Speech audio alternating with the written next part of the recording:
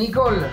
FADA ha elaborado por tercer o por cuarta vez en el año, en el último trimestre, el nuevo índice y en este caso, en base a lo que significa la presión sobre la renta agrícola, ¿qué es lo que les ha dado como indicativo? Bien, bueno, sí, se lanzó el último índice FADA, el índice de diciembre, que arrojó un resultado de 59,2%, pero para entender qué significa este porcentaje, tenemos que pensar que el índice lo que refleja que de cada 100 pesos que hay de renta agrícola en cada uno de los productores de nuestro país a nivel nacional, 59 se terminan yendo en concepto de impuestos. Impuestos que se pagan ya sea a nivel nacional, provincial o municipal. Esto es, más de la mitad, digamos, de la renta agrícola se termina yendo en conceptos de impuestos. Sin considerar, estos son impuestos, sin considerar lo que suelen ser los costos de inversión en una determinada campaña, por ejemplo. Claro, exactamente. El índice lo que muestra esta renta agrícola es el valor de la producción, o sea, los ingresos menos los costos, y de ese resultado ver cómo se distribuye, donde el 60% termina siendo cuestiones impositivas, o sea, impuestos que se pagan, y el índice también va variando según del cultivo que hablemos, o sea, a nivel nacional arroja un promedio del 59%, considerando soja, maíz, trigo y girasol, pero en cada uno de estos cultivos en particular, el índice va variando, siendo mayor, por ejemplo, en la soja, que es del 64,6%, y menor en el caso, por ejemplo, del girasol o del maíz, que es del 49%. Esta presión tributaria sobre el sector productivo, ¿cómo ha evolucionado en el tiempo? Si nosotros podemos comparar este último trimestre del año 2020 con el último trimestre del 2019, por ejemplo. Bueno, sí, en términos comparativos, el índice FADA en relación puntualmente a lo que sería diciembre de 2019, aumentó 3 puntos, o sea, en diciembre de 2019 era de 56%, y si lo miramos en comparación a la medición anterior, o sea, la de septiembre de este año, el índice fue de 62%, o sea, en comparación a la medición anterior, el índice bajó 3 puntos. En realidad viene explicado por dos cuestiones que se conjugan. Por un lado, una cuestión de caída en los rendimientos por el efecto de la sequía, que ya impactó en lo que sería el trigo, y hay proyecciones climáticas que también estarían afectando al maíz y a la soja, pero hay un crecimiento importante en lo que son los precios. En este sentido, hubo un crecimiento general de la renta con costos que se han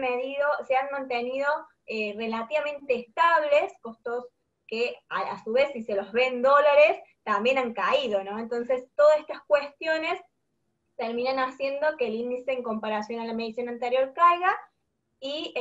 el principal efecto tiene que ver con una cuestión también de los precios, que si lo comparamos, como bien decía, con diciembre del año anterior, en donde el índice era del 56%,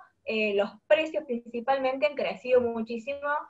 Por ejemplo, soja un 35% en lo que es el precio FOB, el maíz un 31% y el trigo un 28%. Cuando hablamos de esta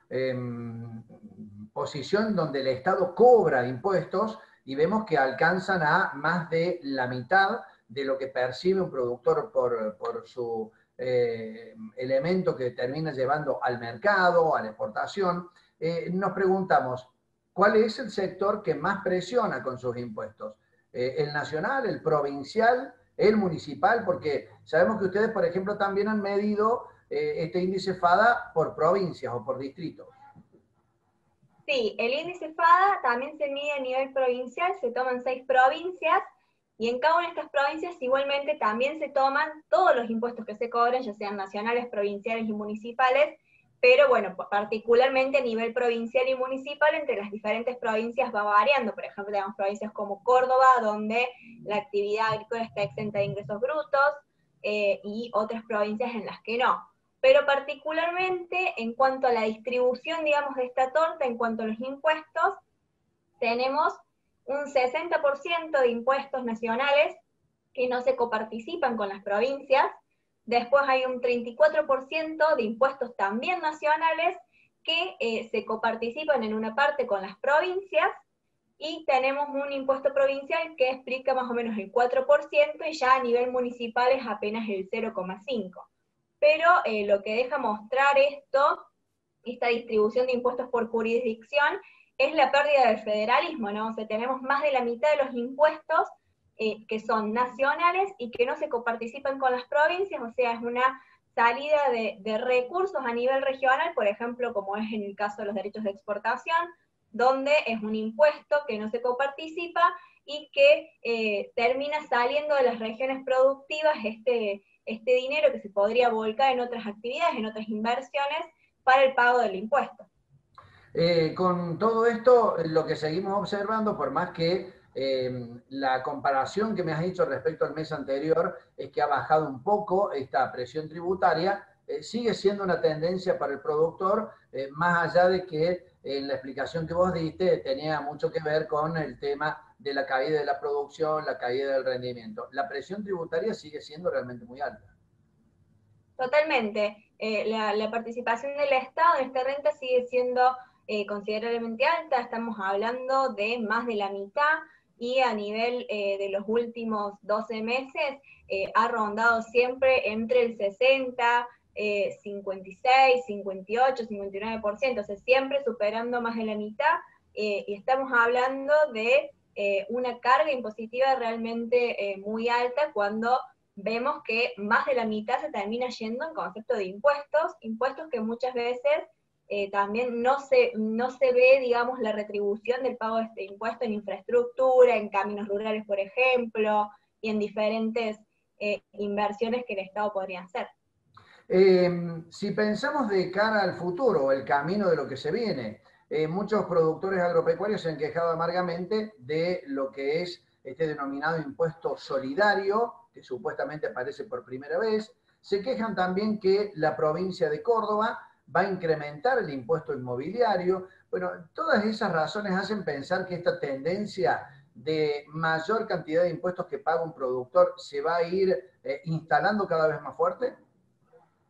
Sí, bueno, hay una tendencia, en este caso puntual, por ejemplo, como mencionas, de lo que es el impuesto a las grandes fortunas o el impuesto a las riquezas.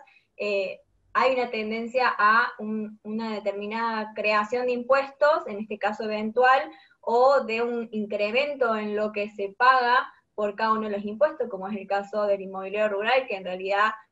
año a año se va ajustando, y que terminan impactando en crecimientos también de este indicador.